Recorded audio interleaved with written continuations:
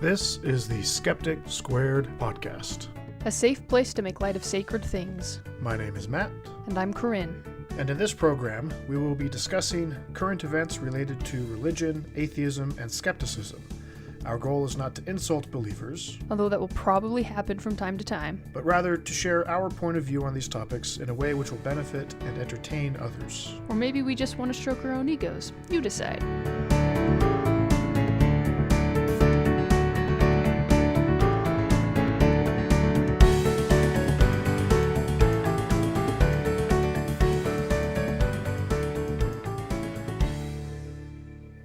Hello and welcome to the Skeptic Squared podcast. Today is Sunday, April 17th, 2016, and with me is my wife, Corinne. Hello. And my sister, Megan, is joining us once again. Hi. Hello. How are you doing, Megan? Good. It's been a little while since we've had you on the show. Mm-hmm. How you been? I've been good. Yeah? Have you been being good? I don't know. Yeah. Best not to talk about it. So, yesterday, we decided to get together and go down to downtown Salt Lake City, which is, as everybody knows, Mormon headquarters. And we went around Temple Square, and we went to the Church History Museum, we went to the Conference Center. We just did all of, like, the tourist spots. We were Mormons for a day again. Exactly. Mm-hmm. And I hadn't done it since leaving the church, I don't think. Megan, you were there a couple months ago with Mom. Yeah. So maybe you can talk about some of the differences between this trip yesterday and when you went with Mom. But we can get into that later. Just kind of keep that in mind. Okay. Yeah. Corinne, when was the last time you went?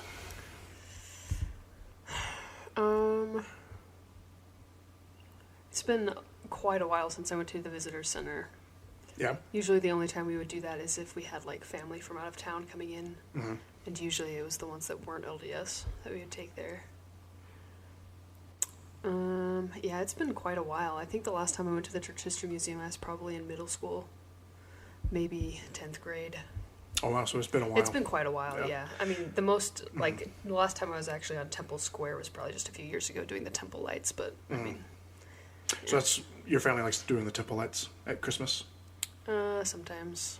It depends, honestly. My mom doesn't like being cold, so sometimes we just don't do it because it's really cold. My mom, we grew up in Seattle, but she always talked about how she wished that she lived in Salt Lake City or in Utah so that she could go to church stuff more. So she always would drag us to the church sites whenever she could, like on family vacations and stuff. The one site that we didn't go to yesterday, the Beehive House, my mom dragged us to when I was probably early teens. And I remember getting the really bad Pioneer candy, just super You didn't bitter. like the... I didn't like it. Wait, did you get the lemon drop or did you get the root beer candy? I think it was the root beer one. Oh, yeah, that one's not good. Yeah. The lemon drops are really good. I could see that. The It's lemon hard to drops are mess up lemon drops. Yeah. Yeah. Mostly just lemons With and this sugar. fine coating of sugar. Oh. Right. But it was super bitter, the one that I got, and it just didn't taste Yeah, good. you didn't get the right one. I think I was trying to be adventurous.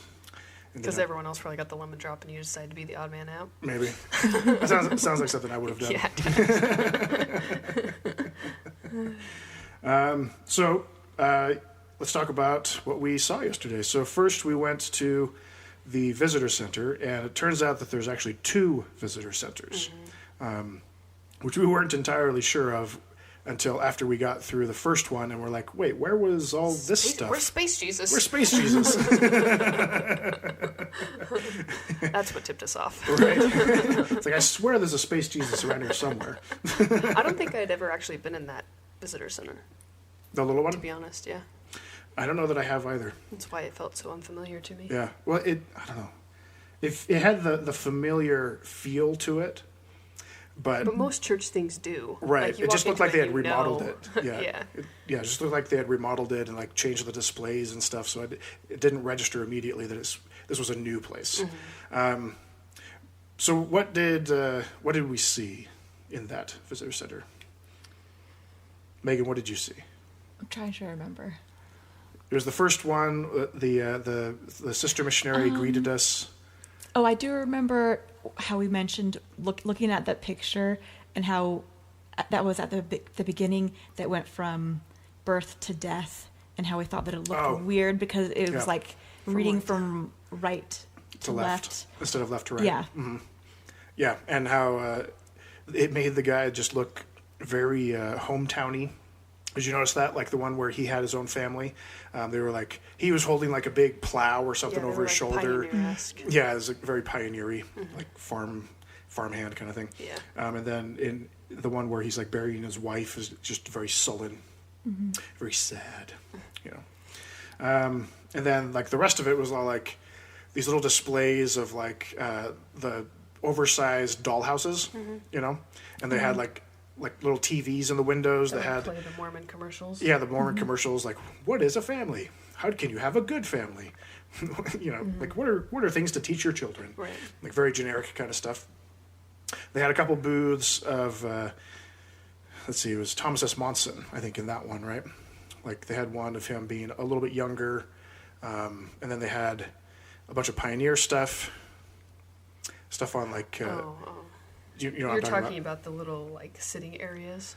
Yeah, like Yeah. one of them was just Thomas S. Monson, who's the prophet right now, and then they had another one that was family oriented. They were both family oriented. Mm-hmm. That whole first part was all family oriented. Right, and they had that hashtag Hallelujah.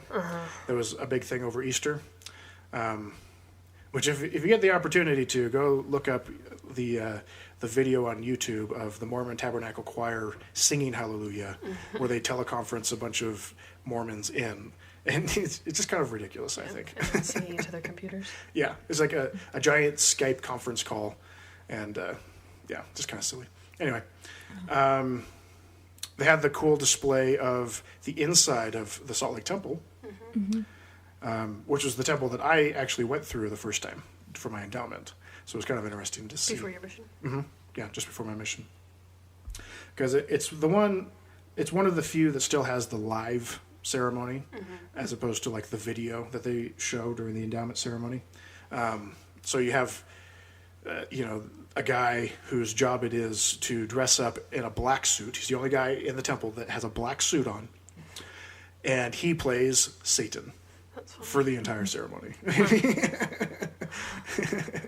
And as the guy that they had do it when I went through was very tall, very slim, looked kind of slinky, you know. It's kind of funny. Any other displays in there that stood out to you guys? No. It was all pretty cliche Mormon display. Yeah, and as we were walking out, I asked, like, does this help you understand Mormonism any better? That was, you asked after the second. Oh, was that after the second one? Yeah. I remember, yeah. One thing though is like a lot. I feel like the displays that Mormons put out are very geared towards children, or they're like really juvenile. Do you ever feel that way? Absolutely.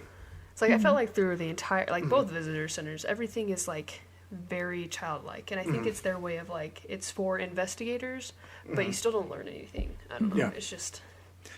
Well, yeah, that was a comment. Milk before meat. They're giving baby bottles.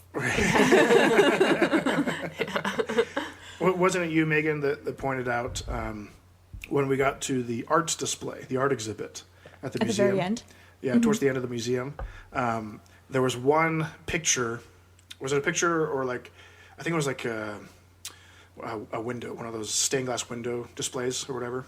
But it had the chart of the flow chart of the plan of happiness or plan of salvation or whatever. Like that's like the only place in all of this, the whole thing, that had the plan of salvation, you know, which is like the core of Mormonism, right? It's like, and it wasn't even part of the museum or any of the formal displays.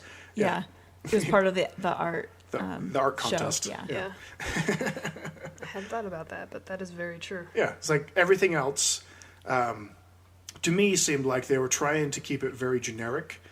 Like they were trying to keep it so that it was consistent with more mainstream Christianity, without like really, well, it's like in the video, right? They had the video of Meet the Mormons.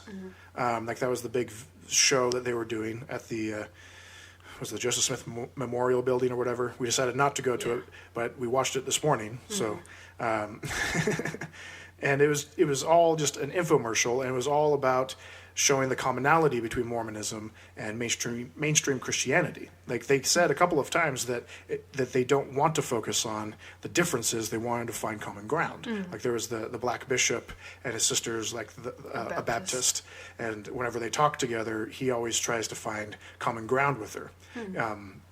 You know, and so if that's the approach that they seem to be taking, which it is what they seem to be taking.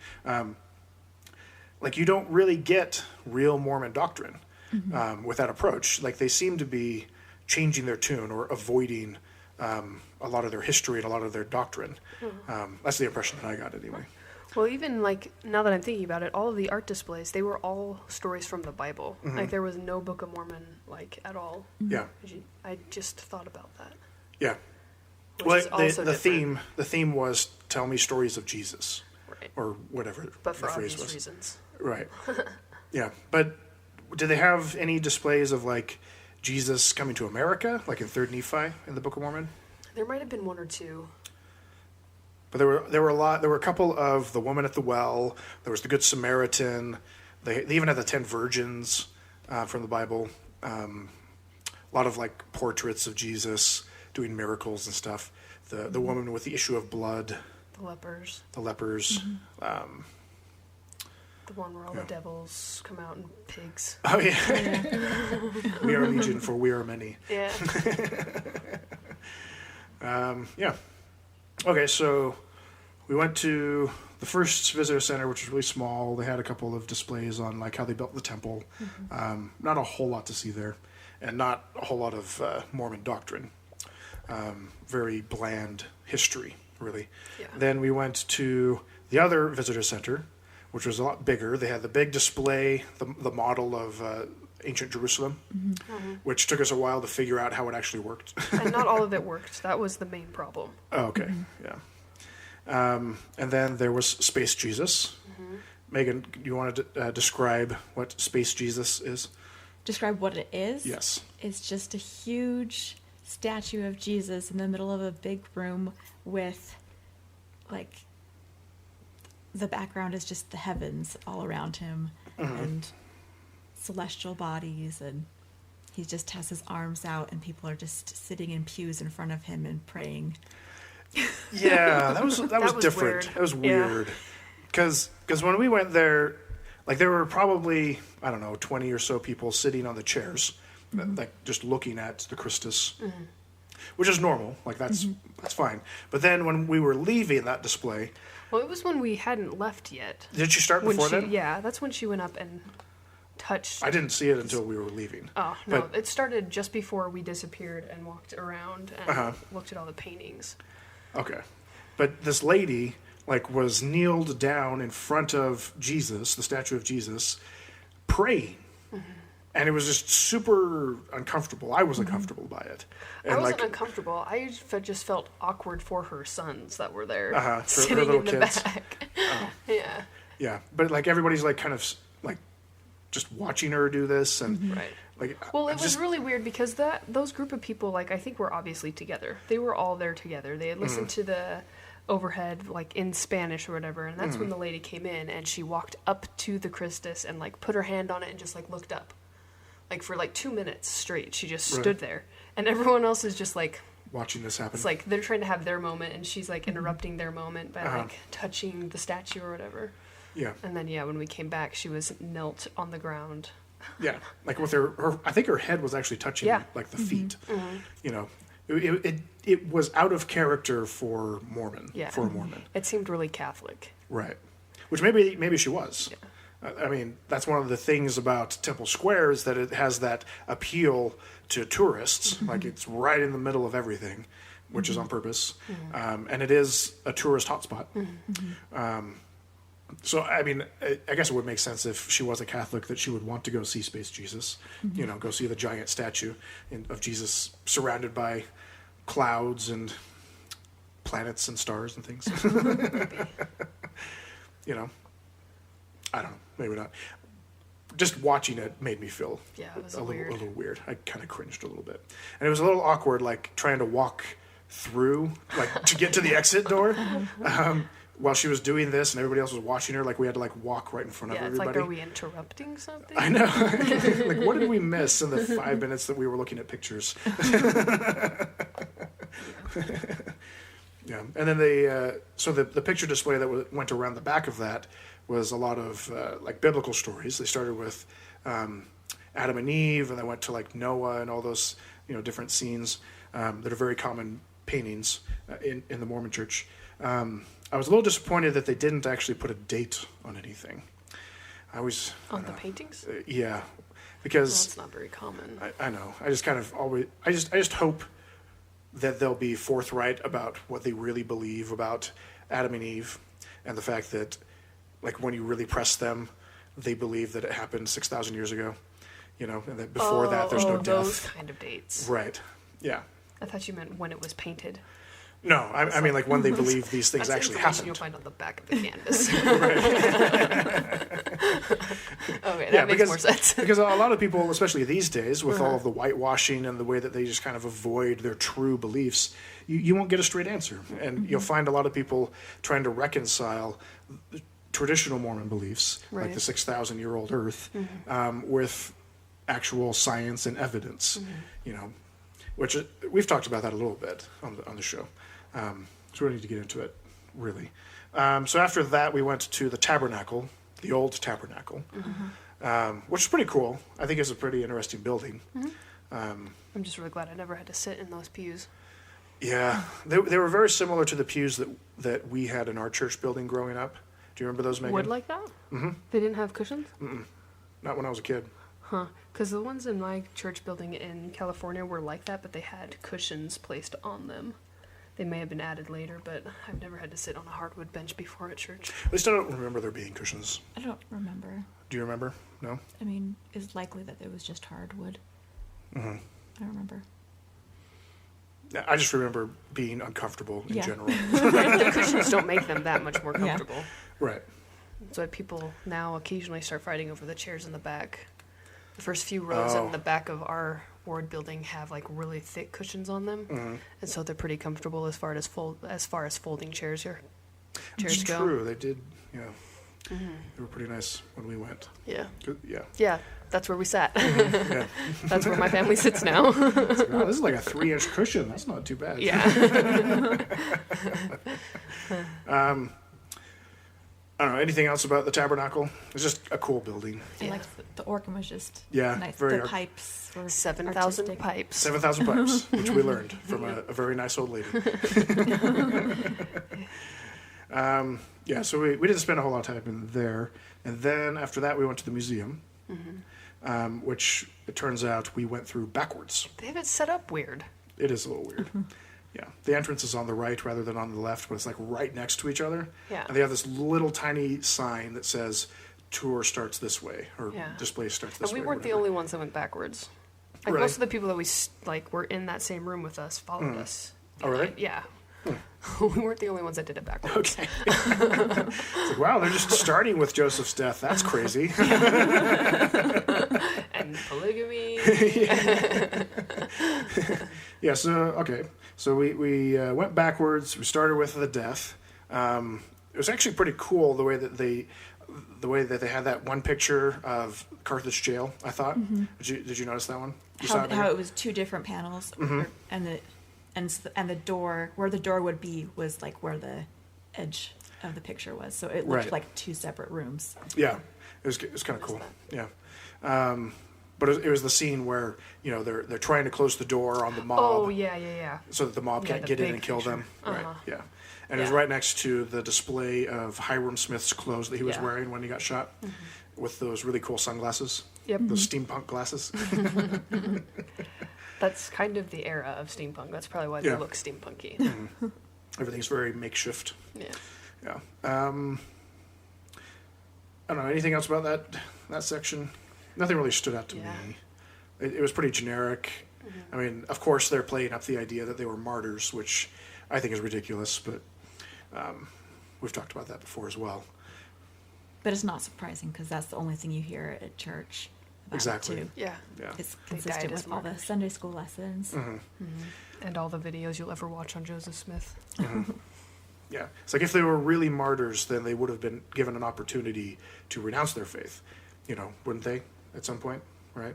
And the fact that they were in Carthage jail for reasons that had nothing to do with their religion also brings into question whether or not they were martyrs. But the stories that you hear at church is that they had the opportunity to renounce their religion multiple Did times. they? Yeah, like when they've been tarred and feathered before, like it was, if you renounce your religion, this won't happen to you. They never did. And I'm pretty sure there's another story at Carthage jail. Like they were there to force them to renounce their religion. I don't remember Which any of isn't that. the actual story, but those are stories that I grew up listening to. Interesting. So Yeah, I I don't never remember. had could any have doubt that heard they were those. I martyrs. can't remember specific details like that though. Yeah. I just remember them throwing out the word martyr over and over. Right. Yeah, but I mean, the whole reason that they were even in Carthage jail was because they destroyed a printing press that was publishing the truth about Joseph Smith being a polygamist, which just 10 feet away from this whole display of him dying was a small kiosk with, what was it, like half a dozen quotes of women talking about polygamy and how hard polygamy was and how it was their Abrahamic... But how rewarding it was. Yeah, their Abrahamic trial of faith, and once they committed to it, then it was so awesome, and all those things. Anybody have any comments about that? I'm sure that's one of their new displays. Oh, absolutely. The one about polygamy? Yeah. Well, the thing that I thought that was interesting about that was how all of the quotes they had the women talking about how hard and difficult it was to go in with the all of the polygamy and stuff like that, and it just sounded very rapey to me. I don't know. Yeah, it was manipulative. Yeah, it was manipulative, and they clearly were not wanting to consent to it. Right, but they were in a position, a lot of them, I think, were in a position where they couldn't say no. Yeah. Here was the prophet of their church telling them that God wanted them to be another wife of his. And they were true believers, and this is in a society where it's very patriarchal. The man provides and all that. Like, women are very much dependent on men. They can't just leave the men as easily as they can now. And so a lot of them, I think, were compelled to comply with it. Right. So it wasn't that true and consent. Joseph Smith painted it as this is a free ticket for your whole family to be in the celestial kingdom. Yeah, it for wasn't quite a few women, yeah. If you deny this, then you're basically sending your family to hell. Yeah, it's either this or everybody's damned. Yeah. Brigham Young gave all the women an out, though, and said that they could leave. Oh, yeah. I remember that. What was the? Do you remember the whole quote of that? I don't remember the whole quote. I just remember it was in one of their church meetings, and he's like, you guys keep complaining about it, and if you won't shut up about complaining about it, you can just leave. This is your opportunity now. But if you don't leave in the next, week, then you're stuck, and you can't ever leave. Right. Because, again, Brigham Young was an abusive patriarch. Yeah, and this is in the Utah territory. It's like, really, where are they going to go? If it was back east, it probably would have been a little bit easier for some of them to leave. Yeah, but once you've already committed to moving across the country. Yeah, it's like there's nothing where are they between gonna go? here and then You could the east. go join an Indian tribe. What can you do? Exactly. Right. Like, And at you that couldn't point, even just they go were to at Washington war. or Oregon, you Yeah. know? It's like, it's completely uncharted territory out there. Yeah. Like, if they were lucky, they could get a train out to, California, maybe. Yeah, but they'd still need the money, which they weren't going to get. Right. Yeah, just awful situation.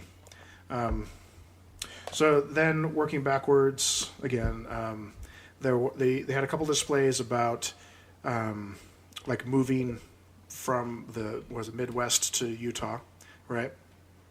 And I think it was right next to the display on the Relief Society, which I didn't really pay much attention to. Did either of you? See it? We stood and listened to one, I think. Kind of. I read it anyway. The display about the Relief Society? Yeah. Yeah, that big video screen. The size of a door, Yeah. right? The Relief Society bothers me, so I didn't stick really around for much of it, but I didn't really get much out of it other than just... they're trying to incorporate more women displays, but it's Right. not, it's not effective, I don't think. Well, yeah, it's just kind of silly that they keep touting how awesome the Relief Society is and how it's the largest women's organization. Which is kind of awesome, having the Right. largest women's organization, but they leave out the fact that it's not technically run by women. Right, and the fact that the only reason that it's necessary is because women aren't allowed in the upper echelons of Mormonism. Exactly. And, like, so real they leadership. So they provided a space for women because they weren't allowed to be included. So with really, men. Yeah. so really, it's the world's largest women's consolation prize. Right. I mean, that's more of what it is now. When they first put the Relief Society together, it was more of a humanitarian effort, and the women had more of a leadership role in the church. But that ended like when Brigham Young came in to play. Right, because Brigham Young's a patriarchal, Yeah. abusive man. Anyway, so next to that display, they had a display of. It looked like kind of a swamp area, like they had the big trees and like the creek going by. And they had that big red cloth in the shadow box. And next to it, they had this little plaque that explained that, I think it was Joseph, went around and he told the people of this camp, many of whom were sick with malaria, many of the children were sick with malaria, and he told them that if they used this big red handkerchief to wipe the faces of all of these children with malaria, then they would be healed. And according to the plaque, of course, everybody was healed. But it's just like, good grief, like they were spreading disease. Right. And how clean is that handkerchief? Like, is there malaria Right. still on that handkerchief? It's just separated by a glass case. Yeah. It was, And that's a story I've never heard before. Like, you'd think that would be a story they talk about in church, like this big miracle. Like, they don't even talk about it in Legacy. Like, that Yeah, would have and been they the have- time to do it because they have a malarial scene yeah, and like in Legacy, they even have the ox being Yeah. healed by a woman. by a woman. Yeah, which, if I remember correctly, the original story was Eliza R. Snow, right? Praying for her ox to get up so that she could keep traveling, right? Anyway, yeah, lots of miracles. Then after that, let's see, there was there was a display on Zion's Camp, which they talk about how it was like this huge trial of faith.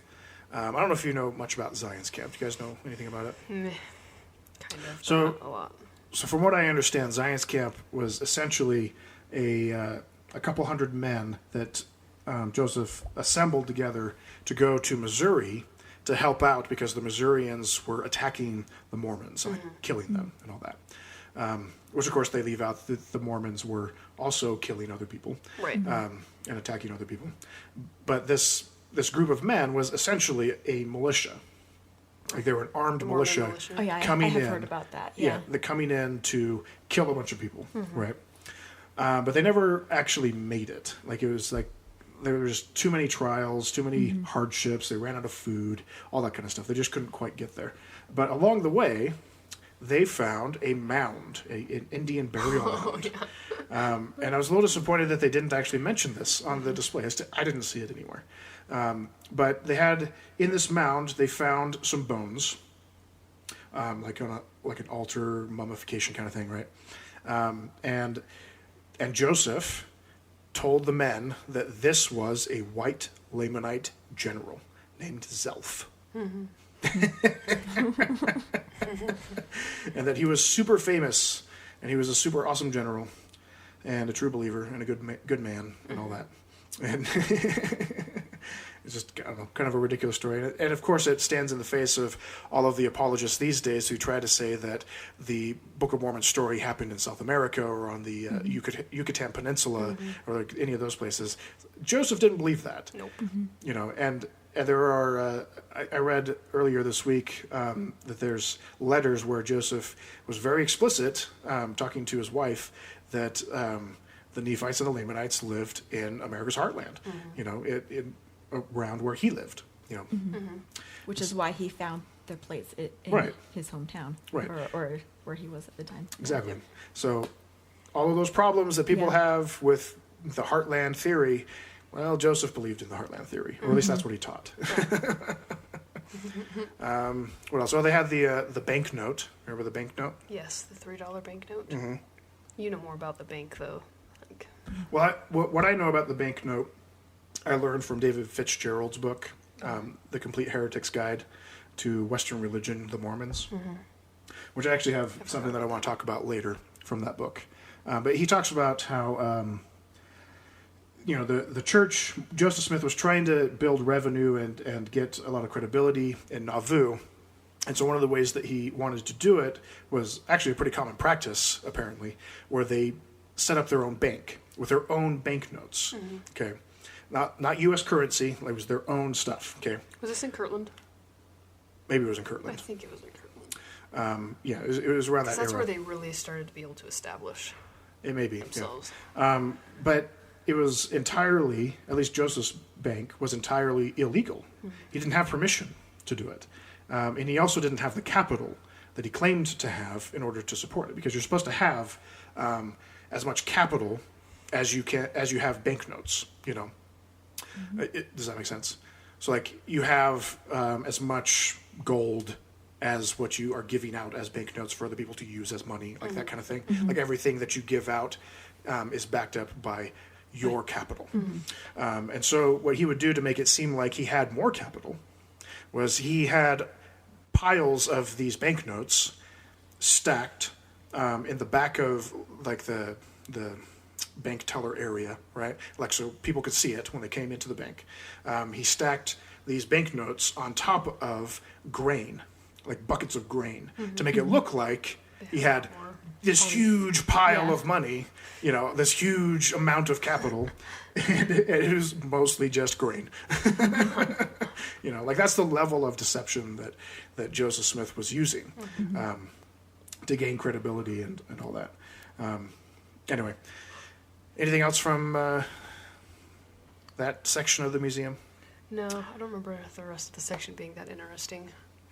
Well, they had, I think it was in the next section, they had the Seer stone. Right, but yeah. Yeah. So let's talk about that. Anybody want to describe what the Seer stones are? We've talked about it a little bit on another episode. Anybody want to talk? Anybody? Hello? Well, the Seer stones was basically, it was like a stone that Joseph used to help translate the Book of Mormon, which just sounds very like hokey, like a hokey tool that he would use, and so the church tries to downplay it a lot. But I think now they're having to confront it more because people are bringing it up more, and they have to. Right, because people were finding out about it online, and there were accounts of people saying that they saw Joseph use the Seer stones, or had heard that this was the method that he was using to translate the Book of Mormon. By putting it into a hat. Right, putting it into a hat. Basically, just go watch South Park. Yeah. Go watch the episode called All About Mormons. It's essentially like that. And the church tried for a long time to make it sound like he was using the Urim and Thummim, which are often described as basically glasses, like spectacles. Clear stones set in a wire frame. And, aren't they supposed to be connected to a breastplate then? Yeah, attached to a breastplate and all that, which doesn't make any sense to me, but whatever. Yeah. It's this ancient magical device that looks kind of like glasses. Right. That's at least something that modern people can wrap their heads around, But this whole idea of using a seer stone is folk magic. It's like somebody using a stick to find water, through like what's the It's water divining. Yeah, divining. Yeah, it's like that, but it's more specific in that Joseph claimed to be able to actually read words that were illuminated on the rock, Right. Which is why he needed it in a hat so he could block out all of the light, and then he would be able to see the words more clearly. Sort of like this iPad I have here. Which is interesting how even the display didn't go into that much detail that you could even understand how he used the Seer stone. Right. They just acknowledged that he did. Right. And they still had quotes of him using the Urim and Thummim. Exactly, because again, Joseph wasn't consistent. No. Like he was terribly inconsistent with the way that he would spin his own story. Right.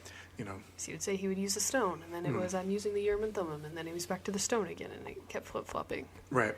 Like, do you use the plates? Do you not use the plates? They just kind of converged. The ideas converged, and I think that's why the church was teaching it, because that's just how it came about. Yeah. And pictures of him staring into a hat just aren't that compelling. It makes it look ridiculous. Yep.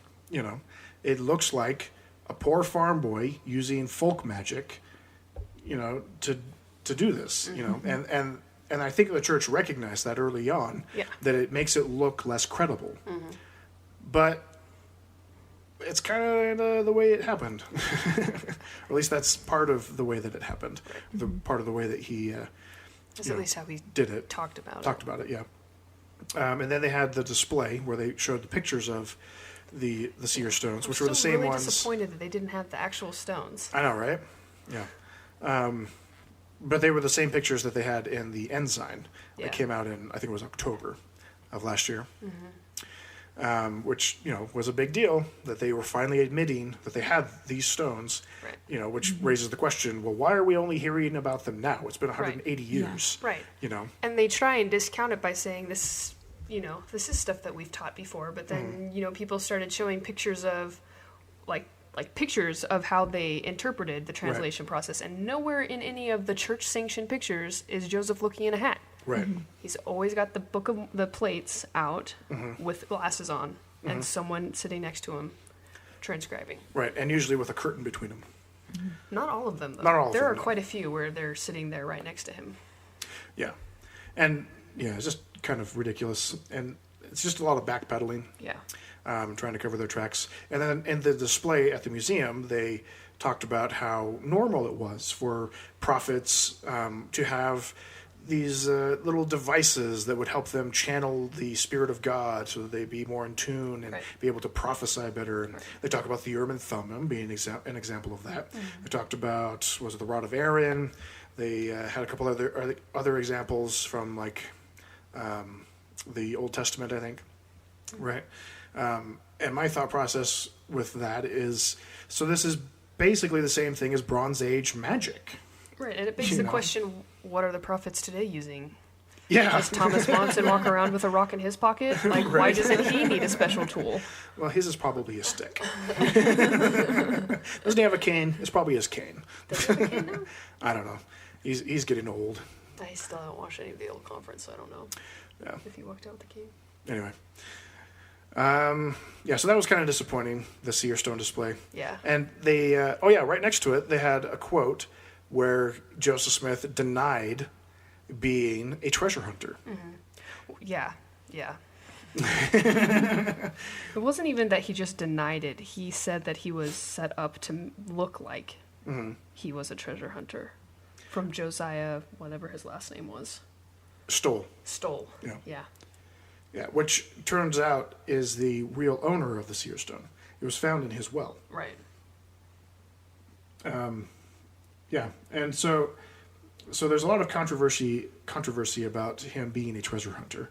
From what I understand, and from the books that I've read, Joseph Smith found the stone at the bottom of Josiah Stoll's well, and he went around to, like, these Indian burial mounds and apparently also tried to find Spanish treasure. And he would look at the stone, and the stone would give him directions for where they should go. And then they would start digging. He was never one of the diggers. He was only telling people where to dig. Of course. Right. True con man. Right. And so he would be sitting back and watching these poor saps trying to dig. And then when they would get down to where it was supposed to be, he would come up with some excuse for why they couldn't find it. Things like trolls and gnomes grabbing the treasure and dragging it down deeper into the earth and moving it elsewhere. Like stuff like that. You know. And if I remember right, it was kind of a family business for a while too. Like his dad His and dad his was brother part of it, were yeah. part of it. yeah, so I dug up a quote from David Fitzgerald's book where he talks about Joseph Smith being a treasure hunter. Right. So I'll just read what it says. Then in 1971, the original 1826 court record was discovered in the basement of the county jail in Norwich, New York. In the court record, okay, so this is a document that was lost for a really long time. Okay, so Joseph knew that this existed, but denied its existence any chance that he had. Maybe he knew that it had been lost or something. But he I'm knew sure that court records weren't very well kept. Exactly. Like he was counting on it kind of disappearing. Yeah. So lots of people commented on how they had never heard of anything, had never seen any records of it. If such a thing had actually happened, then they would have heard about it, like that kind of thing. In the court record, Joseph confessed that he had been offering his services as a seer for the last 3 years, which put his money-digging activities from 1823 to 1826. To put it another way, Joseph was operating as a con artist during the same time he would later claim to be preparing himself to be worthy of receiving the gold plates that an angel had told him lay buried near his home. And then they give a picture of the actual court document, and they have a transcript that shows everything that was said. And it says that he was put on trial March 20th, 1826, for fraud, for being a quote, disorderly person and an imposter. And then they also quote him as being Joseph Smith, the glass looker. Yeah. So obviously, he was doing something, you know. Yeah. Well, he had been living with that family for 5 months, leading them on this wild goose chase.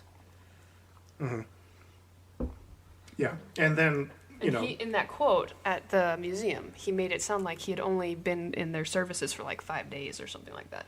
He really downplayed his relationship with Josiah Stowell. Which sounds very much like Joseph. Yeah. Yeah. So he had all of these cronies, these people that he was working with to find buried treasure, right? And he never found anything until he came across the golden plates. And so rumors started going around about Joseph having these gold plates, this gold Bible, and you know the story of him running with the plates and two men anjumping out and trying to attack him to steal the plates, and he punches one and then pushes the other one over a log and then runs down another mile or so to his house with 200 pounds of gold plates, right, and a bum leg, that ridiculous story. Yeah. So apparently they had a display of that. Did you see that? Oh, I missed that one. But apparently those two men were also treasure hunters. They were his partners. Yeah. They wanted their cut of the treasure that he claimed to have found. They thought that he had actually found something and that he was hiding it from them. Yeah. Which, yeah. Anyway. Anything else from the museum? No. Oh, yeah. I just remembered. So outside of the little theater that they had, there was first vision accounts? Yeah, the first vision accounts. And they had it set up with a book where you could actually read all of the different accounts. Okay. Which is a little bit surprising until you realize that nobody is going to actually sit there and take the time to read them and point out the contradictions, because you have 10, 12 pages of information to read when everywhere around you is this interactive museum. Lots of bells and whistles and things to go look at and interact with. Nobody's going to take the time to read a dozen pages right then and there. And so they had those little synopses, right, the little bullet points that show that this account emphasizes this, and this account emphasizes this, and that kind of thing. So they're talking about the contradictions as emphasis. He's not. It's not that there's contradictions. It's that he's only talking about this thing over here and this thing over here. So I think it was because they only showed the accounts that other people had written down. They weren't just from Joseph Smith. That's what I thought was interesting. There were people writing down what they recollected from his stories, right? For some of them, yeah. But yeah, some of the accounts are in his own words, and some of them were newspaper clippings, conversations that he had with other people, and then they wrote it down into their journal, those kinds of things. So let's see. So since today is the disciplinary hearing for Jeremy Runnels, who we've talked about before, the author of the CES letter. I thought it would be kind of fun and appropriate to talk about what he had in his CES letter about the first vision accounts. So he just has them listed in different bullet points. So the first one is there are at least 4 different first vision accounts by Joseph Smith.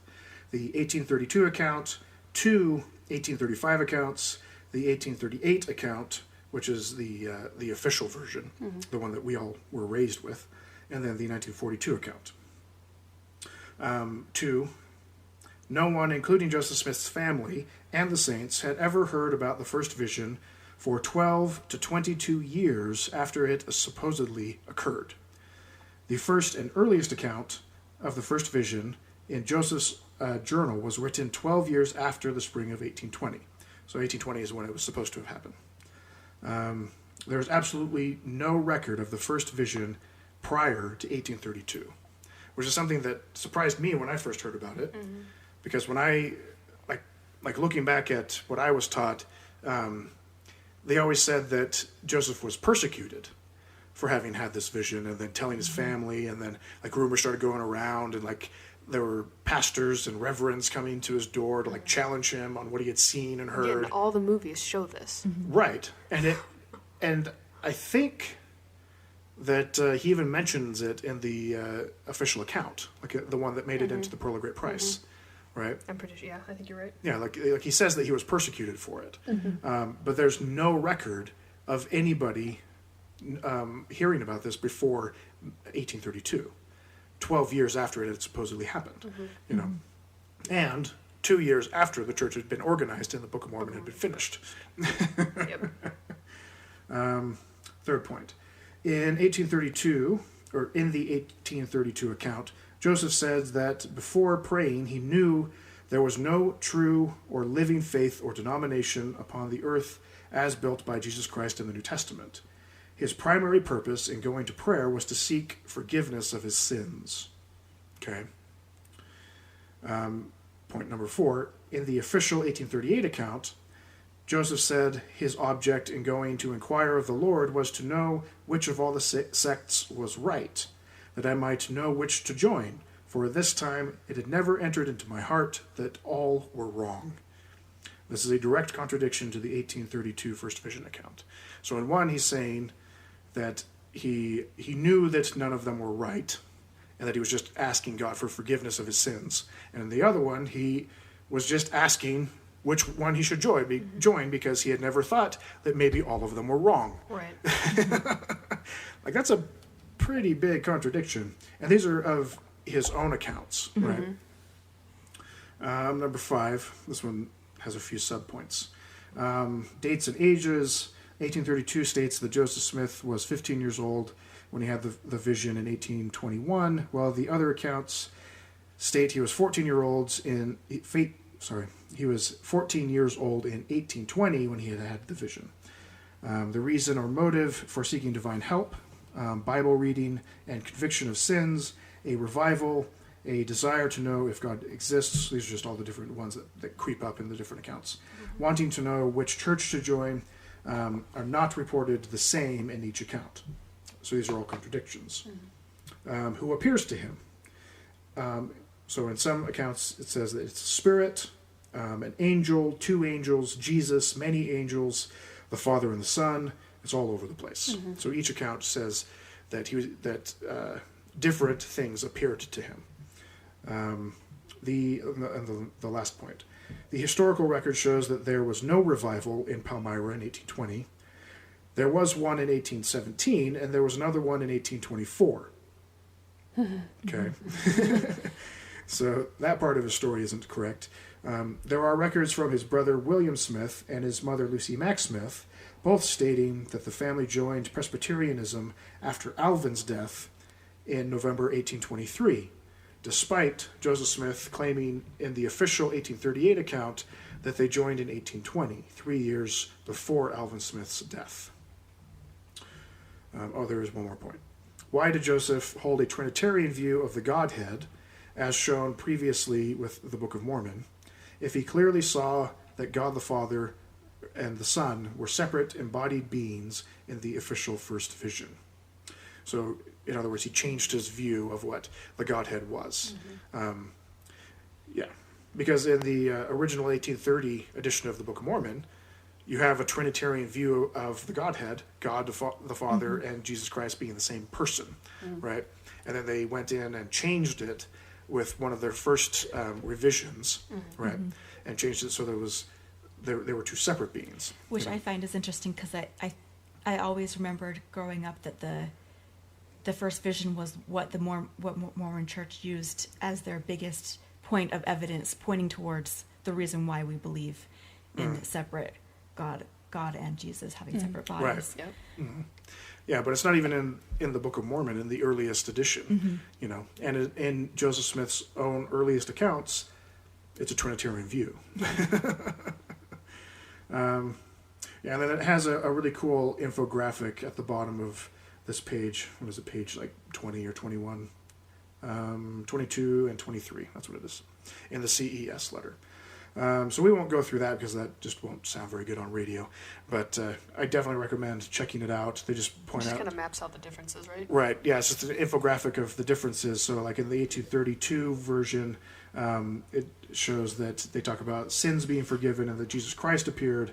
And then in the 1835 vision, Jesus Christ doesn't appear, but there's angels that appear and, that kind of stuff. And there's a pillar of fire and blah, blah, blah. Anyway, so definitely worth checking out. Anything else from the museum? No, there wasn't anything really notable upstairs. Just the art museum or the art exhibit? Museum and then all their displays on the prophets. What did we do after that? Conference center? Yeah. I think so. Yeah, by that point I was pretty tired. We just kind of like sat We just there sat for a long time. Yeah, and after we had been sitting there talking about all of our anti-Mormon views, a very nice little old lady came up and asked us how we were doing, if we wanted to learn any fun facts about the building. Yeah. And then she told us that it could hold 21,000 people. And she asked she asked us if we could imagine what it would be like, having the seats all filled and having 21,000 people in there. And my response was, I think I'd probably go crazy. I don't think it would be an enjoyable experience for me. But Corinne, you've actually been during conference, right? So was Megan. Yeah. Oh yeah, Megan. Yeah. Yeah, that's right. We had this conversation yesterday. Yeah, we did. But yeah. Been there a few times during conference. So what was that like? It's like a big state conference meeting. It's nothing highly unusual, just a lot more people.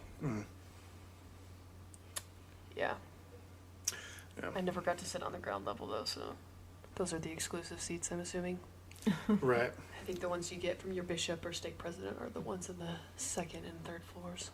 The nosebleeds. Yeah, the nosebleeds. Yeah. But they're nice and they accommodate that by having two very large screens on either side. So it's like being there but still watching it at home. Right. Seeing the big screen. Yeah. Yeah. And then that was pretty much the end because we didn't do the Beehive House. I think the Beehive House would have been interesting. Yeah. Going through that, knowing what we know about Brigham Young now versus having gone through it before. Like just thinking Brigham Young was this awesome prophet. Yeah. Yeah. I don't remember a whole lot about it. I remember it feeling very cramped, looking very dirty. It is super cramped. Yeah. Yeah. I think mostly they just kind of talk about the home life. It's not a ton of, like, personal information on Brigham Young, but they talk about, like, all his kids and stuff. I don't remember them being very detailed about his wives. They bring it up, though, because the Lion House was also his. Is that where most of the other wives he lived? He split both of his families between those two houses. Yeah. Yeah. But yeah, it's just a tour of a house. Yeah. Oh, polygamy.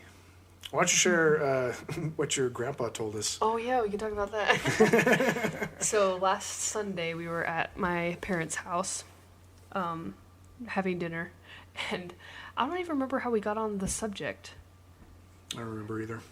We were talking, I don't know, it was all this, imagine this, think about this. And my grandpa was like, well, think about this. When I was born, the prophet of the church still had 4 wives. Oh, I remember. My mom was talking about how 50 years now seems like such a short time because she's going to turn 50. That's how it got started, and yeah. And my youngest brother, Christopher, is 15. And obviously, for obvious reasons, isn't that familiar with polygamy because the church really just doesn't talk about it at all. And it's not something you talk about at home either. Right. And so it took him a moment to realize what we were talking about, like with him having 4 wives, and his aha moment was just amazing. It's like, what? And then my mom had a very similar reaction too because she, growing up Mormon, wasn't aware of a lot of the aspects of polygamy. You know, she was under the assumption that as soon as the 1890 manifesto came out, polygamy ended completely. Right. And that those that wanted to continue polygamy had to go to Mexico and they didn't have the blessing of the church. didn't have the blessing of the church.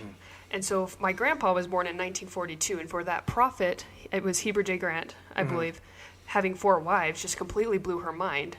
Right. Because she thought that polygamy had been abolished and anyone participating in polygamy was no longer associated with the church. Right. And so we kind of had a little discussion about, no, it's like if they already had wives, then they were able to keep them. They just couldn't keep marrying wives. And if they did, those were the ones that went to Mexico. Right. But it was kind of interesting.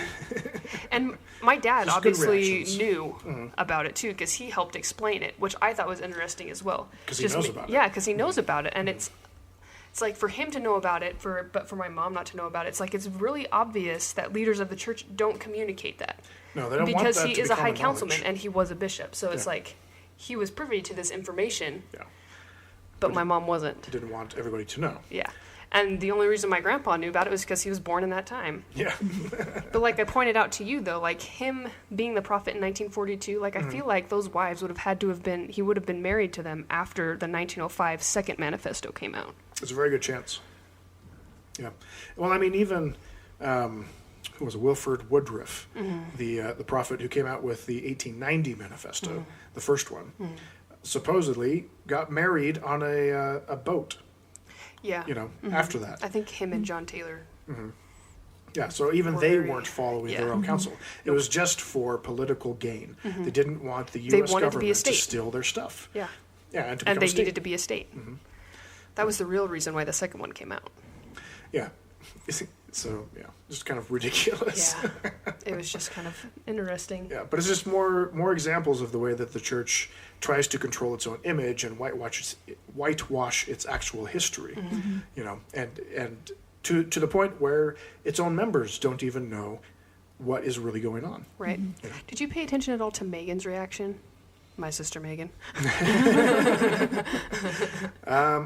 Remind me. I don't remember. Well, I didn't, but now I'm trying to. I wish I had, because I mean, obviously Christopher didn't know, but Daniel seemed to kind of be familiar with the idea. You and I, obviously, and my dad and my grandpa. But I always feel bad for my mom in situations like that because she Yeah. is usually the last one to know anything. Like she's just right, not because she's a Mormon housewife. Yeah, she's a Mormon housewife. She's not very educated. And I just feel bad for her in situations like that because everyone else around her knows about something, but she doesn't. Right. You know. Yeah, I didn't catch Megan's I know. reaction. I wish I had paid attention, but I didn't think about it. I was too focused on my mom's reaction Yeah, and Christopher wondering if this was going to explode. Right, like where is this going to turn? Yeah. We're about to start talking about the Seer stuff. Multiple first vision accounts. Yeah, but Christopher's reaction was pretty classic. Okay, any final thoughts on the Temple Square experience? Or I'm kind of surprised by the lack of interaction we had with like missionaries. yeah, because they were everywhere, Yeah. especially in the visitor centers. But they seemed to all have their primary targets already picked, Yeah. and they were like following people around. We just seemed to like slip through the cracks. Yeah. It's a little unfortunate. Maybe we'll have to go back and put up a little better show. Yeah. Somebody just needs to get. Well, Megan, you're going to get some tattoos on your arm, Yeah, right? Get yes. some sleeves. Well, if we try again when Missy comes, she's already got the tattoos. No, that's true. She's got a couple. tattoos. I mean, you can't really see the one. We'd be kicked out of Temple Square. We'll have to carry some Starbucks. Yeah, just make it a little more obvious. Yeah. Okay. So I assume now, having gone through Temple Square, that we're all going back to church next week, right? That's the Is spirit. that how it's going? But that's actually a good point. Like the whole idea of feeling the spirit, like going through again, it's like you don't feel that. Right. And I think feeling the spirit too, like it's the atmosphere that they've built around it. Like the conference center was super peaceful and very quiet. Yeah. But thinking about it, most of their buildings are set up that way. Like it's like they generate this atmosphere of quiet, and so it's really easy for you to think that you're feeling something completely out of the ordinary. Right. It's about making yourself in tune with yourself. Right. You know, and then calling that God. Right. It's like, it's sort of like meditation, in a way. You know, like getting you in a particular state of mind Right. to think about certain things or in a certain way. Yeah. But they just have a very clear agenda. Yeah. Yeah. You know, you can only feel the Spirit when thinking about these things, and the Spirit can only confirm these things that we believe. Right. You know, if you receive confirmation of something that contradicts what we say, It wasn't the it spirit. wasn't the Spirit. Yeah. Cool. So I had one last thing that I wanted to talk about. Okay. So this is going back to David Fitzgerald's book, Nice bookmark. right? My bookmark is the Joker card from a deck of cards. Anyway, so towards the end of his book, again, this is the Complete Heretic's Guide to Western Religion, the Mormons. I really do hope that he continues this series, I know. because this was a good read. I really do like want to this get book. nailed. Oh yeah, and then what's he's got another one that's coming out soon, I think. Yeah, I can't remember what it is. Anyway, he's just a really good writer, very entertaining. But It's like the intro to things, like his Mhm. it's like Bible 101. This is Mormonism 101. right, It's just very comprehensive and easy to read. yeah. So towards the end of the book, on page 299, he talks about being, or I guess engaging with true believing Mormons. Okay, so this book is written for heathens, atheists, people who don't believe in Mormonism. It's supposed to give them a bunch of information about the Mormon Church's history. That you won't get from the church itself. Right, and you know, a lot of their core beliefs and that kind of stuff, to be used somewhat as ammunition for conversations, because again, like the Mormon Church has 80,000 missionaries out in the world, knocking on doors, trying to convert people. Odds are somebody that reads this book is going to come across the Mormon missionaries and engage in a conversation, or talk to somebody that they work with, or whatever. Okay, because Mormons like to proselytize. So he has some recommendations for how to go about conversing with Mormons, about sharing your disbelief. So he just has a bunch of different points, 12 in total. So I thought it'd be kind of fun to go through them, since we went to the Temple Square yesterday. So number 1, be friendly, be yourself. You may be one of the only people they get a chance to really talk with, and that puts you in a unique position to reach out to them. Think of yourself as an ambassador for science, reason, and godlessness. Number 2, remember that changing minds is an ongoing process. Don't try to slam dunk an argument, plant the seed. See, this sounds very Mormon in its approach, I think, so far. Number 3, avoid using curse words, which is actually really good advice. Yeah. It is good advice for talking with Mormons. Because as soon as you use a swear word, they automatically turn off. Exactly. They shut down. They get defensive. They think that you're inviting the spirit of contention, that you're not going to be receptive of the Spirit of God. You know, yeah, like for Mormons, it's a kind of placebo, I think. It's like a psychological conditioning. You know, like Pavlov's dogs, when they hear the bell, they start to salivate, right? Like when Mormons hear a curse word, they immediately think that something bad's going to happen, or that the Spirit of God is going to leave their presence. And, you know, like it's a big deal for Mormons. Number 4, don't try talking to a Mormon with a cigarette, or an alcoholic or caffeinated drink in your hand. That immediately disqualifies your argument. I can understand Caffeinated that a drink, little maybe not so bit, much. but I mean, like, especially coming, like, growing up from Seattle, I remember even as a Mormon watching other people carrying around a cup of coffee is like nothing. Yeah. Because I mean, like, if I saw another Mormon do it, I would notice it, but if I saw just a random person, I wouldn't think anything of it. Cause Yeah. I think the but caffeinated drinks the isn't alcohol, accurate. the alcohol and cigarettes, I think, would be a little more effective. Cigarettes Probably. especially. Yeah, if they're smoking the cigarette at the Right. time, Yeah. then yeah, definitely. Because that has an that's a immediate turn-off. trigger. Like Yeah. the Mormon will smell it, Yeah. and that'll put them on the defensive. In the same way that a curse word Yeah. might. It's different from them knowing that you're a smoker or knowing that you drink alcohol. They just zero in on that and think, okay, this is Right. what we need to work on first. Right. But yeah, if you're doing it in front of them, Yeah, They it's just have a it hard just time. has a chance of putting them on the defensive. yeah. And again, will discredit any argument that you have because you're a godless heathen who doesn't know the word of wisdom. Right. You know. Number 5, avoid debates. Members are instructed to avoid the spirit of contention. That was something that Mom used to say all the time. Do you remember that, Megan? Avoiding the spirit of contention. Just the spirit of contention in general. You know, anytime that there would be a big argument in the house or whatever, like that's a phrase that she would throw around. You know, like, because it makes everybody feel bad. Right. It's a big word. Yeah. Contention. Number 6, on a similar note, avoid snark, ridicule, or going on the attack. Mormons have a hair-trigger persecution complex, honed by almost 2 centuries of dickish behavior from the outside world, and easily slip into, quote, help, I'm being persecuted mode, if you're not careful. Persecution has a funny way of reinforcing religious faith for most believers, especially most spoiled American mainstream Christians who really have no clue what genuine religious persecution is, which is so true. So don't mock or attack them, or even say you are wrong. If they think you are the enemy, the conversation is over. You know, which I think is pretty sound advice, because they really do have a persecution complex. Because for a long time they have been persecuted in a lot of ways, or at least been misunderstood and marginalized. But looking on it now, like from this perspective, I feel like they brought a lot of that on themselves. Oh, absolutely. Because they Especially weren't early inclusive on. of Yeah. other people. Yeah. That's where that came from. Right. But they just eat up that whole idea that if they're being persecuted, then they're on the right side. Right. Like they just love that.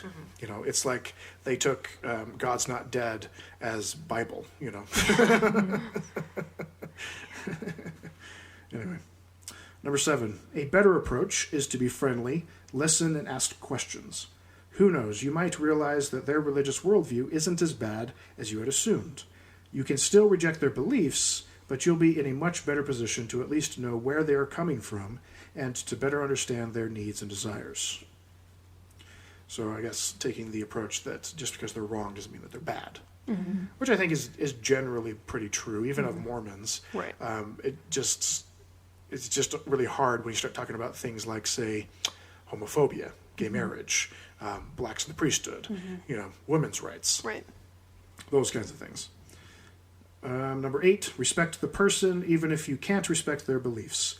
If you fail to connect with someone as a fellow fallible human being, it's unlikely they'll want to pay any attention to what you might have to say. And really, why should they? Yeah. So, pretty much the same as the one before it. 9.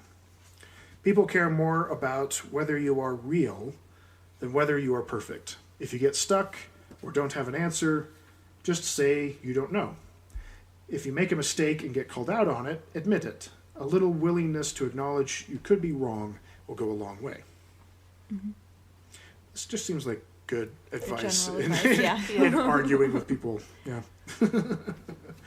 Number 10, know your stuff. Faithful Mormons spend more hours in church and reading scriptures than you do in front of the television. They have little patience for people who think they know their beliefs but actually misunderstand them. If you don't fully understand something, ask them about it. They'll be delighted to explain it to you. With that, I would add, becoming familiar with the Socratic approach, the Socratic method of getting them to explain their beliefs to you, and then just asking questions. Well, why do you believe this? Or if you believe this, what does this mean about this? And kind of lead them into their own rabbit holes. One of the things, though, that you have to be careful of is when you ask questions, a lot of times, even if you mean it in a, like, I'm just curious way, they will take it as a, you are now an investigator. And You become a pet project. Yeah. Or like the word that the missionaries use, like when they talk about the people who are interested in learning more about it. Yeah, they're an investigator. They think, oh, you're interested. You're an investigator. Right. When you just want to have a discussion about beliefs. Right. It's a delicate line. Because I do have friends who were never raised Mormon, and they just were interested in talking with some Mormon friends, and they're like, and then the missionaries came over, and they're like all talking like trying to convert me and all this stuff, and it's like, I wasn't that interested. I was just kind of talking. mildly curious. Yeah, and Mormons will jump all over that. In fact, there was an example in Meet the Mormons, which we actually haven't talked about that yet, have we? We just mentioned that we watched it. But there was an example where what was it? The lady was like crying in the convenience store, and then the store owner came up to her and was like, "Are you okay?" She just like started like spilling her heart and just saying all the things that were going on in her life, and the woman said, "Well, are you religious?" And she said, "Well, actually, I've been kind of doing some research in the LDS church," and then the woman's like, "Well, I'm LDS. I'd be happy to call the missionaries and have them come talk to you right now and give you a blessing." You know, it's like they are all over that, and it's always about getting you in the room with missionaries, because to a Mormon, like that's exactly what you need so that you can learn with the Spirit and then be a convert and all that kind of stuff. You know, which for this lady is exactly what happened. So that's fun. What one was I on? I think it was 10. Yeah. So I'm on 11. Okay. 11. You'll find you have more of an impact by focusing on the joys of being an atheist rather than going on the warpath and just trashing Mormon beliefs. When you do tackle Mormon dogma and historical claims, do it with gentleness. Explain why you find problems with the claim in question rather than just saying you reject it outright. Yeah, that's good. So the last one, number 12, is kind of fun. Tolerate their testimony. Tolerate their testimony. Yeah. It inevitably comes up. Yeah. If you engage with any TBM, True Believing Mormon or True Blue Mormon, for any length of time, you can rest assured, sooner or later they will bear their testimony to you. This will involve a series of statements starting with, "I know the Church, Joseph Smith, the Book of Mormon, blah, blah, blah, to be true." Often this will be accompanied by tears. Let them get it out of their system, and then you can continue to engage in more productive conversation. Here's one final note. Finally, remember, you can lead a horse to water, but you can't make them think. Ultimately, they will be the ones who change their minds or not. Anyway, fun stuff. And another thing I could add to that is a lot of people think that it's like non-productive to have those conversations with Mormons. They're like, well, they're just so set in their ways that they'll never leave. But I mean, if everyone had that attitude, then we wouldn't, like, I would still be in the church. Like, it took questioning and obviously, like, I wasn't ready for it right at the moment, like the first few times I was confronted with these things, but over time you mold it over in your head and you think about the questions, and just having the conversation is good. So Absolutely. Just that whole planting the seed. yeah. Well, I mean, you, Corinne, are the most recent deconvert. And, you know, we've talked about it quite a bit, and you've mentioned how, like the way that you and I started talking about it initially was helpful for you. Like I didn't push it on you. Like, it just kind of, I just stated what I believed or what I thought about different things, and you thought about it and then reconsidered different things. You know, like that softer approach, I think, is exactly what it takes to get people to reconsider it, you know. Because if you don't take a softer approach, most believers will get super defensive. They'll never really consider what you have to say, and they'll think that you're just inspired by the devil. Right. You know. Let's see. The last thing I guess we can talk about is the Meet the Mormons video. I don't know if we have a whole lot to say about it. It's available on Netflix. Yep. It's the video that that they'll show you if you go to downtown. Which I'm still really disappointed about. Yeah, there were a couple different places where they had it showing. I think it was in one of the visitor centers, and then they had in it the main visitor center. And then they had it in the Joseph Smith Memorial Building, right? Yep. Yeah. Normally they have a video of, like, say, Joseph Smith finding the gold plates or the first vision, or they had Legacy, which was the pioneers going across America. Something that has an actual story to it. Right. Exactly. And then the Testaments. the Testaments, Was that's the other before one. the Joseph Smith one. Yeah, which is the story of Jesus coming to America, as told in the Book of Mormon. You know, things that are actually interesting, things that have to do with real Mormon beliefs and doctrine. Right. Meet the Mormons it's propaganda. Yeah. It's an infomercial. Yep. You know, it's Just watch I'm a Mormon on YouTube, and that's exactly what this movie is. yeah, it's just 6 prolonged stories Yep. of that kind of thing. And all it really is showing that Mormons can be happy, that they can have nice homes, that they can be successful. Right. You know, Trying to normalize right, ourselves, kind of. right. Yeah. Like none of it talked about any of the core beliefs except that they believe in Jesus. Right. Like that's the only thing that they really talk about as far as belief.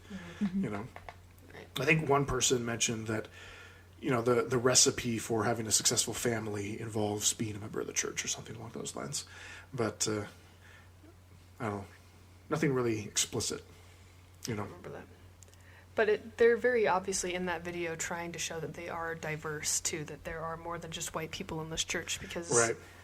there was only one like white woman in the actual film. It's like it starts off with a black man, moves to a poly man, Yeah. then Costa Rica. Yeah, and then the guy half from black kid, Nepal. and the guy from Nepal, and then That's there was true. the candy The bomber. white woman had the half black son. Uh-huh. Oh, the candy bomber. Yep. The candy bomber. He's the full on white one. Yeah. Anyway, Yeah, I don't know. so watch it if you must. It's not the best movie. You certainly aren't going to learn anything about Mormonism by watching it. Any other thoughts? Nope. No? All right. Well, thank you for joining us, Megan, Yeah. once again. That is our show. Thanks for listening. If you would like to contact us, you can email us at skepticsquaredpodcast@gmail.com. You can check out the show's blog at www.skepticsquaredpodcast.blogspot.com. We are on iTunes and YouTube and apparently other things as well. You can rate us and review us. And we will see you next time on the Skeptic Squared podcast. Bye-bye. See ya. Ciao, ciao.